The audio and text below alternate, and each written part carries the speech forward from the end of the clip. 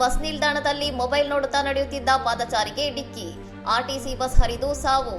ವಿಜಯವಾಡದ Pandit Nehru bus ನಿಲ್ದಾಣದ ಆವರಣದಲ್ಲಿ ಬುಧವಾರ ನಡೆದ ಭೀಕರ ಅಪಘಾತದಲ್ಲಿ ಒಡಿಶಾ ಮೂಲದ ಬಾಲುಸಾಹು ಎಂಬ ಪಾದಚಾರಿ ಎಪಿಎಸ್ಆರ್ಟಿಸಿ ಬಸ್ ಡಿಕ್ಕಿ ಹೊಡೆದ ಪರಿಣಾಮ ಸ್ಥಳದಲ್ಲೇ ಮೃತಪಟ್ಟಿದ್ದಾರೆ. ಘಟನೆ ನಡೆದ ಸಮಯದಲ್ಲಿ ಸಾಹು ಮೊಬೈಲ್ ಫೋನ್ ನೋಡುತ್ತಾ ಅಜಾಗರೂಕತೆಯಿಂದ ರಸ್ತೆ ದಾಟುತ್ತಿದ್ದರು ಎಂದು ಪ್ರಾಥಮಿಕ ತನಿಖೆ ತಿಳಿಸಿದೆ. ಮತ್ತೊಂದೆಡೆ ಪ್ರಯಾಣಿಕರ ದಟ್ಟಣೆಯಿಂದ ಬಸ್ ನಿಲ್ದಾಣದೊಳಗೆ ಚಾಲಕ ಅತಿಯಾದ ವೇಗದಲ್ಲಿ ಬಸ್ ಚಲಾಯಿಸಿದ್ದೇ ಈ ದುರಂತಕ್ಕೆ ಮುಖ್ಯ ಕಾರಣವೆಂದು ಪೊಲೀಸರು ಶಂಕಿಸಿದ್ದಾರೆ. ಘಟನೆಯ ಸಂಪೂರ್ಣ ದೃಶ್ಯಾವಳಿಗಳು ಸಿಸಿಟಿವಿ ಕ್ಯಾಮೆರಾದಲ್ಲಿ ಸೆರೆಯಾಗಿದ್ದು, ಅಧಿಕಾರಿಗಳು ಆ ದೃಶ್ಯಗಳನ್ನು ಕೂಲಂಕುಷವಾಗಿ ಪರಿಶೀಲಿಸುತ್ತಿದ್ದಾರೆ.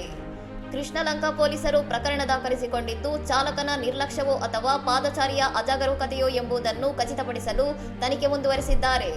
ಪ್ರತಿನಿತ್ಯ ಸಾವಿರಾರು ಪ್ರಯಾಣಿಕರು ಓಡಾಡುವ ಬಸ್ ನಿಲ್ದಾಣದ ಆವರಣದಲ್ಲಿ ನಡೆದ ಈ ಘಟನೆ ವಾಹನಗಳ ವೇಗ ನಿಯಂತ್ರಣ ಮತ್ತು ಪಾದಚಾರಿ ಸುರಕ್ಷತೆಯ ಬಗ್ಗೆ ಗಂಭೀರ ಪ್ರಶ್ನೆಗಳನ್ನು ಹುಟ್ಟುಹಾಕಿದೆ. ಇನ್ನಷ್ಟು ಸುದ್ದಿಗಳಿಗಾಗಿ ನೋಡ್ತಾ ಇರಿ ಸೌರಂ ಟಿವಿ.